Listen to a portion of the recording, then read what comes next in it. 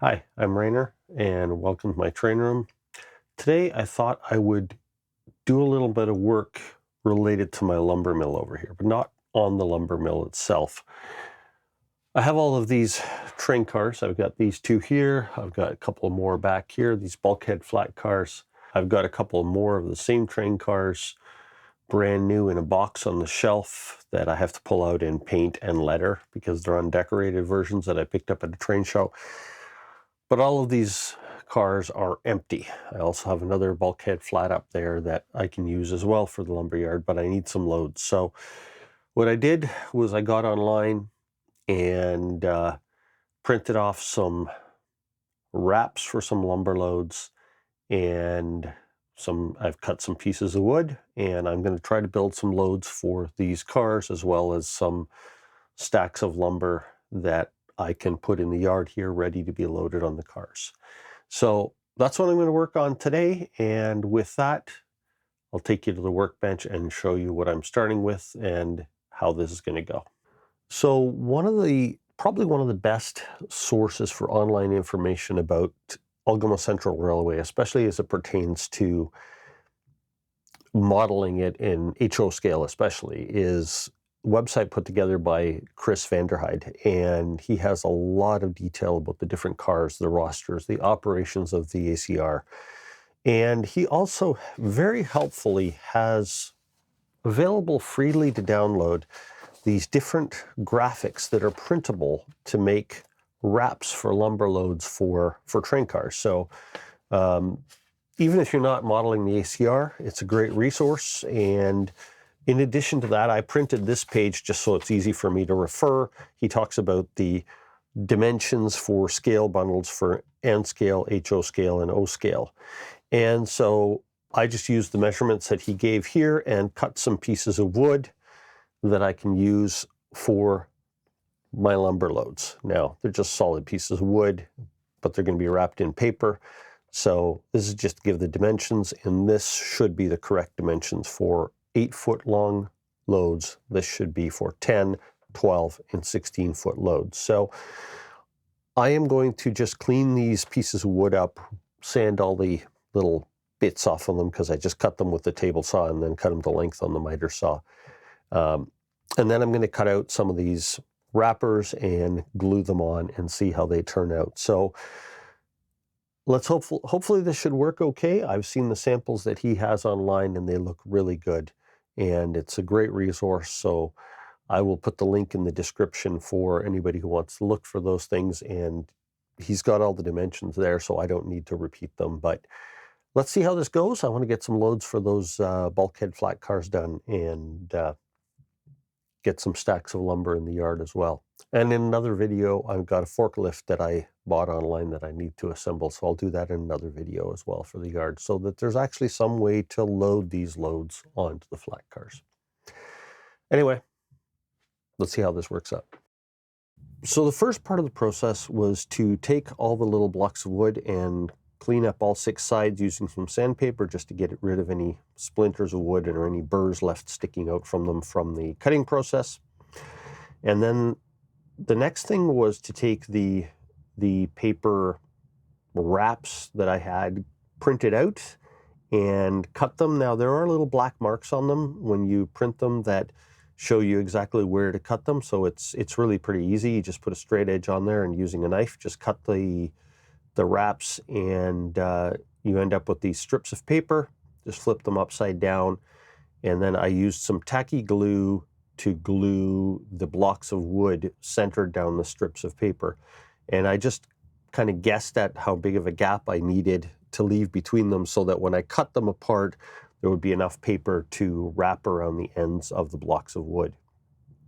Now, on his website, he suggests, kind of folding the sides up and then using your finger to crease it and then cut it. I found that it was actually easier, once I did a few of them, to put the little slits or the cuts at the end where they were going to wrap the sides and then the top of it down, to put those cuts in before I did the folding. It was just a lot faster. So what I did was I cut all the blocks of wood that were now glued to the paper into separate pieces, and then I went around and cut all the little slits in the end of the paper, and then I applied glue to them and did the wrapping all at once. And it worked a lot faster when I was doing a lot of them, doing it that way. Pretty simple process, but as you do it, I mean, you're just wrapping, kind of half wrapping little tiny white Christmas presents is kind of what you're doing. So it's not really too difficult to do. Once I had all those wrapped, I then had to wait because I needed to get some tape. So that was a few days ago, and I am now at this point where I have this bucket full of these little lumber loads. But I had to wait because I ordered some of this 1/64 inch wide graphic tape that I'm going to try to use to simulate the bands that hold the loads together. So I don't know how finicky this stuff is to work with. I've never used it before. So we'll see how this goes. I'm going to try to wrap it around and put at least 2 bands around each one, so it looks like there's something holding them together. And we'll see how this all works out.